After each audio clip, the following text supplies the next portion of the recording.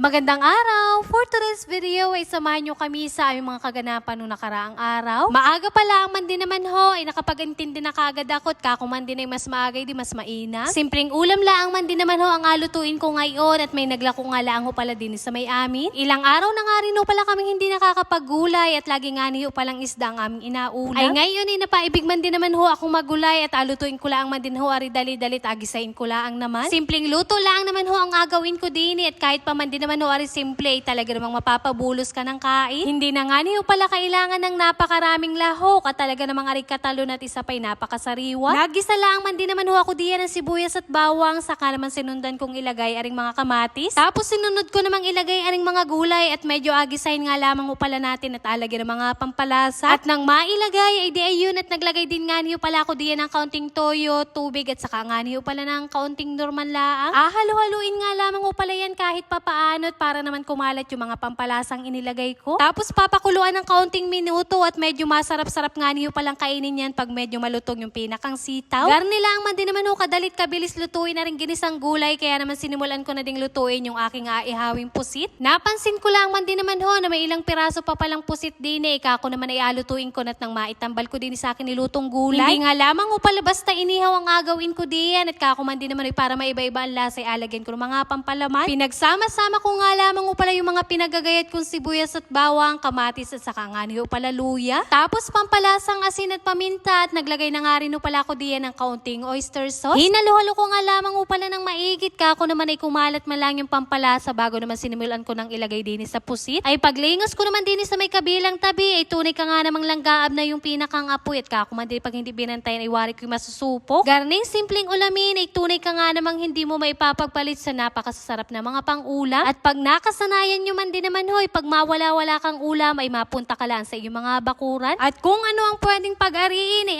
pag-ariin. Basta nga niyo pala maitawid lang yung pang araw-araw na ulam. Ay di naman din naman sa probinsya kahit simple pa yan ay napakaligaya na namin basta mairaos lang yung aming pang araw-araw na buhay. Simple man yan para sa iba pero para sa amin ay solve na yan at ang mahalaga nga niyo pala basta nakakakain ng 3 higit pa sa isang araw. At nang mailuto ko man din naman ho ay ayos na kaya naman thank you Lord sa lahat ng blessing. Kain na po tayo. Fast forward kinahapunan naman ay di ayun at may nangahanggan na naman nga niyo pala sa aming mga napakukulikot na mga bata. Bungad man din naman ho kagad sa akin ang napakatamis niyang ngiti. Talaga namang ang mga dimple ay labasan ay. Kung may nakangisi kagad ay may isa din naman nagalig-galig at wari ko nga ni may inahingi. Anong tuwa ko nga niyo pala sa batang arit kahit wala man din naman nung inakain ay talaga namang mapapamukasim na laang. Wari ko nga ni kagising laang ni Rick kaya naman walang kaligalig-galig at panay nga ni ang pakyut sa akin. Ay tuwang ka nga namang mauupos at anong tindi nga niyo pala nung init din sa amin. Pagkalabas ko naman din sa may amin ay nakita ko namang nagaluto si mama ng aming meriendahin. Kahit man din naman o kainitan ay walang makakapigil at magaluto nga ni daw pala siya ni ring minatamis na Singapore. Wari ko nga ni habang nakain ni Rick talaga naman tagaktaka na ang pawis at mainit na nga rin ang panahon ay mainit pang inakain. Ano na yun? Pero kahit mainit ay isa rin talaga rin sa napakasarap na meriendahin din sa aming probinsya. Minatamis nga niyo pala ang tawag din sa amin at tariman din naman oy Singapore bago alagyan laang ng pinakang gata bago asukal. Tapos naglalagay din kami ng sagot para maiba-iba din nga niyo pala yung pagkakaluto at tariman din naman oy madalian din laang naman. Pag nailagay yung mga sahog ay pakuluan laman din naman ho ng kaunting minuto at pag nakuluan man din naman ho ay di pwede na din kainin. Ano na yun? At nang masilim-silim na nga niyo pala ng kaunti ay kami nga niyo pala nagsimula ng pumunta doon sa apuntahan naming birthdayhan. Nakumbidahan na naman nga niyo pala kami kaya naman ayun at tingnan pa naman ninyo at barkadahan na naman. Birthday nga niyo pala nung isa naming kapatiran sa aming church kaya naman ayun at kami nga niyo pala tumungo din. Medyo may kalayuan nga niyo pala ari sa amin pero ayos lamang yun. Bilang pakikisama at pagpapakita nga niyo pala ng pagmamahal sa kanila hindi na kami nagdalawang isip na hindi pumunta din. Ay siya'y happy birthday Sister Wenny naway patuloy na iparanas sa inyo ng ating Panginoon ang kagalingan at mahabang buhay. Salamat nga niyo pala sa inyong pangungumbida. Ay di ayun at nakalibre na naman nga niyo pala kami ng hapunan sa lagay na ari. Pero bago nga niyo pala magsimulang kumain ay nagsimula muna diyan yung program na pinangunahan ng aming pastor. At pagkatapos noon ay di ayun at nagsimula na nga rin nung palang magpakain kaya naman kako nga ni hanggang din na lamang muna ho. Hanggang din na lamang muna ho at kako man din naman ho ay makain muna naman ako. Ano na yun? At yun lamang for today's video. Maraming salamat sa inyong panonood. God bless.